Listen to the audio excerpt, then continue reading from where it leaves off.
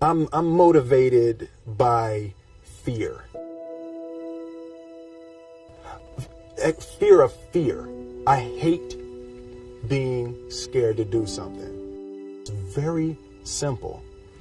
This is what I believe, and I'm willing to die for it.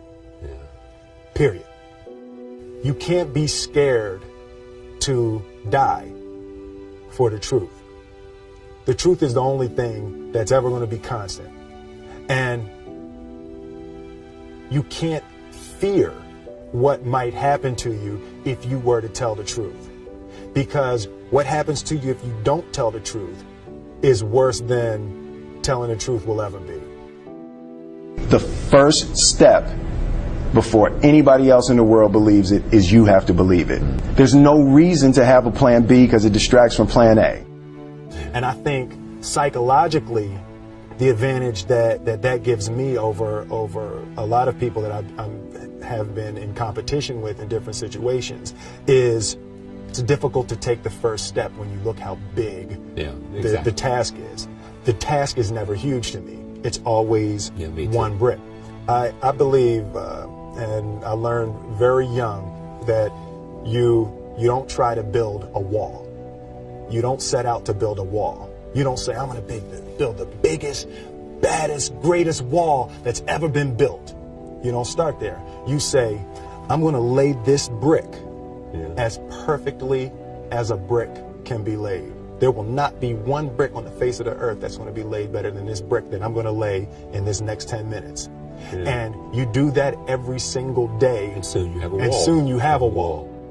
I've never really viewed myself as particularly talented. Where I excel is ridiculous, sickening work ethic. You know, while the other guy's sleeping, I'm working. While the other guy's eating, I'm working. The separation of talent and skill is one of the greatest misunderstood concepts for people who are trying to excel, who have dreams, that want to do things. Talent you have naturally. Skill is only developed by hours and hours and hours of beating on your craft.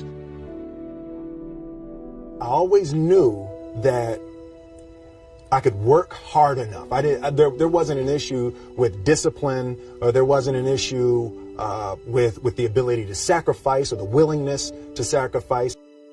There's no easy way around it. No matter how talented you are, your talent is going to fail you if you're not skilled. You know, if you don't study, if you don't work really hard and dedicate yourself to being better every single day.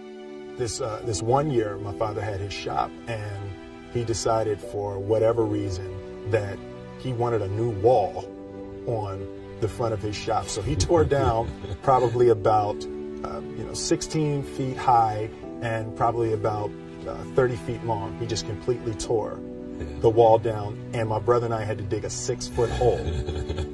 We for the foundation. For the foundation. We would mix in the concrete by hand. A year and a half.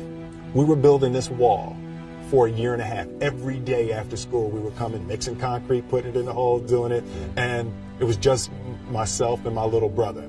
And I remember standing back, looking at that wall, saying, there's going to be a hole here forever. A year and a half later, we laid the final brick. And my father stood back with my brother and I know he planned this. He says he didn't, but I know he had been planning this and writing this for his for the past 2 years. But we stood back, we looked at the wall, and he looked at me and my brother and said, "Don't y'all never tell me that you can't do something," and walked into the shop. As a child, my parents always told me you could be whatever you want to be. You could do whatever you want to do. And you know, that office, that position, the highest office on the face of the earth, it was something I heard my parents saying it, but I didn't totally believe it. Yet I went out in the world and I carried myself and I held my head high and I stood there and I looked people in their eyes and I talked to people as if I was deserving of everything that this planet has to offer. I really want to say to children out there and to people who are watching, Confucius said one time, he who says he can and he who says he can't are both usually right.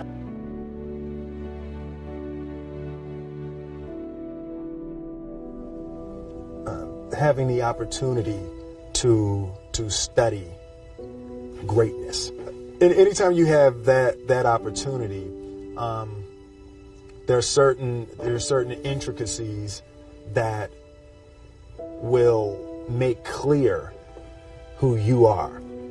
It becomes that much more clear who you are. The definition of who I am is very clear to me, and it also redefines who I want to be, in that I know for a fact that I'm stronger than I thought I was. You know, you can't help but ask yourself the question, what would I do if I was in Muhammad Ali's shoes? I'm not the best at anything. You know what I mean? Eddie Murphy is funnier than I'll ever be. Denzel is more powerful than I'll ever be. I think that my strength is I can do everything well. You know, I can do a little bit of everything, and that's what I concentrate on to be my strength. I'll never be able to compete with Denzel. I enjoy connecting with people and ideas, and you know, I have a mission statement. So every year for probably the past 10 years, I've worked out a mission statement for myself. And for the last few years, the mission statement has stayed the same, and it's been improve lives, right? So when I go into something, I'm looking for how the quality of this piece could potentially improve lives. But it's all along the way. It's when you make the movie and how you're interacting with people in the process. And the concept of improving lives runs through the center of everything I do. And then I realized that the way to improve lives is to continually improve yourself, right? So with that, every morning when I get out of the bed, I haven't fixed everything in the world yet, so there's always something to do. I want my life, I want my work, my family, I want it to mean something. If you are not making someone else's life better, then you're wasting your time. Your life will become better by making other lives better. A few months ago, I said that I believe that if I chose to, I could be the president of the United States. And I think as I've had a chance to intellectualize why I said that. Yeah.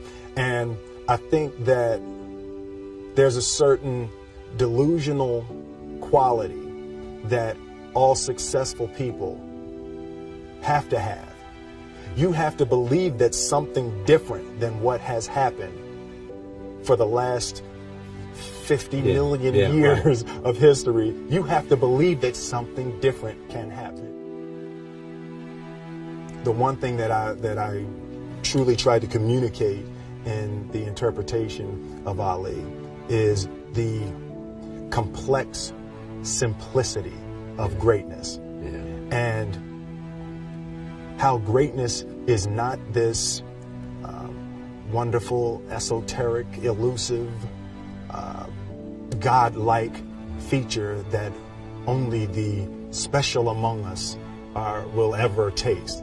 It's something that truly exists in all of us. Loss is bound to joy. Like pain and suffering are bound to joy. The being able to survive something is actually a big part of being able to find that next wave of joy. You appreciate smaller things. I hated being scared, that I didn't want to even take the meeting. I just hated that being scared to do something. And I think what developed in my early days was the attitude that I started attacking things that I was scared of.